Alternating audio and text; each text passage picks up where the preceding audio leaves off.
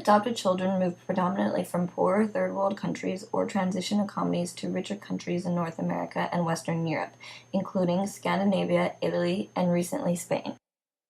Here are the pros of transnational adoption. Whatever may be lost culturally is more than made up for by the benefits of growing up in a secure and loving environment rather than an institutional setting. Many parents go to great lengths to learn about the culture of their child's birth country, giving the child the advantage of learning about two cultures as it grows up. With the growth of multicultural societies in most countries, many children having natural parents from different cultures. This means that mixed identities are increasingly common and do not have to be a source of alienation. It is wrong to say that spending money on something immediately leads to commodification. Often the process is so expensive because of the amount of bureaucracy that must be overcome, but many agencies are run on a non-profit basis.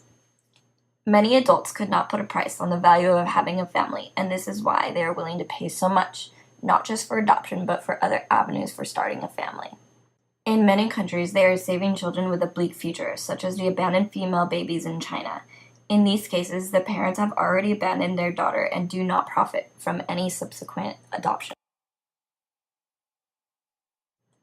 While there is always a danger that systems will be abused, pushing adoption underground will not improve the conditions under which it is carried out. If you restrict all the legal channels, desperate would-be parents are more likely to turn to the criminal gangs that currently disrupt the process. However, many adoptees and their families are very concerned with the left-behind children. Often they fundraise in their own country to improve the orphanages they left behind. This serves to highlight the conditions in orphanages around the globe as well as raising funds for their improvement. There is no guarantee that governments would spend money on orphans without this pressure. It is wrong to assume that everyone who adopts abroad would adopt domestically if the international avenue was denied to them. The decision to take on a very troubled child is a difficult one, and many people would simply not feel they had the appropriate skills. Others would be precluded by national rules on the age of adopting parents, being a gay couple, or other similar restrictions. In some cultures, the lack of domestic adoptions. Adopting needy children from foreign countries may seem like a good idea. The process is full of problems. First, there is a constant conflict between individual state laws and the adoption laws of foreign governments. Not only are the laws of each foreign country different, but so are their priorities and motivations when dealing with international adoption. For example, in the case of Dolgeris versus Bambacus, the Virginia Supreme Court determined that Greek adoption laws give primary consideration to the best interests of the adopting parents. According to the United States law, a child must be an orphan to be eligible for adoption from a foreign country. The U.S. defines orphan as a child who is without living parents or has been abandoned, or has one living parent who has released all legal rights to the child in writing. The United States is not the only country who is irrationally restricting child adoption. Some foreign countries have extremely restrictive guidelines for prospective United States parents. For example, China has a policy that eliminates potential parents if they are single, obese, taking antidepressants, over 50 years old, or if a couple already has more than 4 children. Many U.S. citizens who have adopted foreign children have found that the child arrives with little information, especially when it comes to medical records. This leads United States parents to underestimate the time, effort, and cost of raising a foreign child.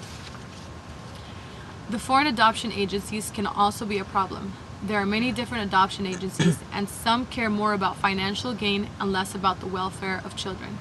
United States citizens who travel overseas to meet with adoption agents are often forced to meet in the hotel lobbies and not at the actual orphanage. They are also told to bring thousands of dollars in cash for donations.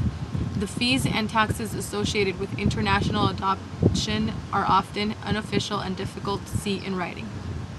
International adoption also leads to problems here in the United States. While attempting to create a multicultural family, parents are adopting Russian and Chinese babies, while U.S. adoption agencies continue to struggle. In 2021, adoptions from China to the United States were 115. By 2000, the numbers had grown to 5,081 adoptions.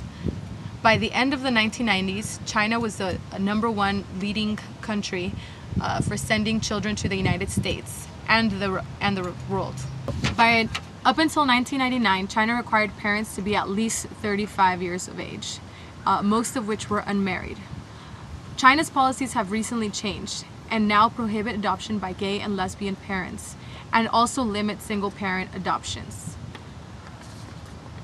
By 2000, China was still the leading country for adoptions in the US.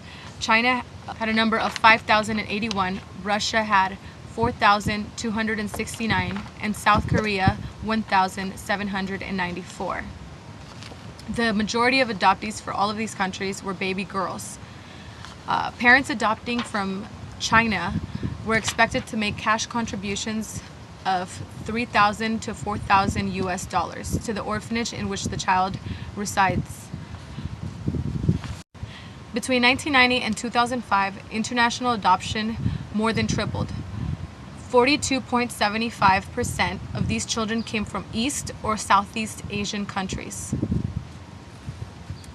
Research states that 97.2% of Korean adoptees had unwed birth mothers. This was a common reason for most mothers giving up their children in other countries as well.